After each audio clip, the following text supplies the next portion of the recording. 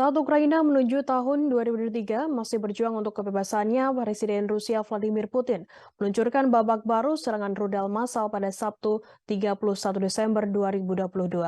Menteri Luar Negeri Ukraina Dmytro Kuleba menyebut Rusia menargetkan daerah permukiman alih-alih infrastruktur.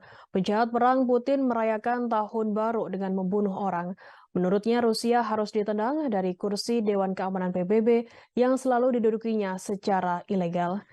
Seorang penduduk Kiev mengatakan kepada Newsweek bahwa ia mengkhawatirkan nyawanya ketika ia mendengar sirine udara berbunyi di sekitar kota. Pada Kamis 29 Desember 2022, Kementerian Pertahanan Rusia mengatakan tidak akan pernah kehabisan rudal setelah meluncurkan beberapa serangan di seluruh negara Eropa Timur. The Moscow Times melaporkan bahwa pernyataan kementerian itu sebagai tanggapan atas klaim yang dibuat oleh intelijen Barat bahwa Putin sedang berjuang dalam perangnya melawan Ukraina. Pasukan Putin telah berjuang untuk mencapai kemenangan besar di Ukraina sepanjang tahun. Pada musim gugur, Ukraina meluncurkan serangan balasannya sendiri, merebut kembali ribuan mil persegi wilayah yang sebelumnya diduduki oleh Rusia. Para ahli memandang perang sebagai pengungkapan kelemahan militer pemimpin Rusia seperti perjuangan nyata untuk mempertahankan pasukan yang terlatih dan termotivasi dengan baik.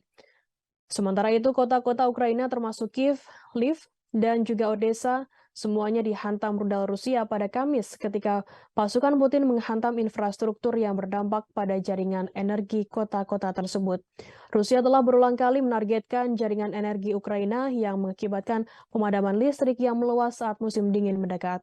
Rajan Menon, Direktur Program Strategi Besar di Prioritas Pertahanan mengatakan, sama seperti serangan terhadap infrastruktur Ukraina, serangan Rusia di lokasi pemukimannya yang pasti akan ditegaskan Moskow sebagai target militer. Hal itu dimaksudkan untuk menggerogoti publik, moral, dan beban ekonomi Ukraina lebih jauh saat musim dingin yang panjang dimulai. Menon mengatakan serangan itu pasti akan meningkatkan kesulitan ekonomi Ukraina, namun mereka akan memperkuat moral dan tekad Ukraina untuk menang.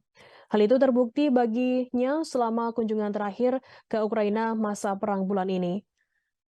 Pejabat pemerintah Ukraina Sergiy Klististya juga mentweet pada Sabtu 31 Desember mengatakan pada hari terakhir tahun 2002, Moskow telah meluncurkan serangan rudal ke Ukraina. Seorang warga sipil terbunuh dan juga seorang jurnalis Jepang terluka.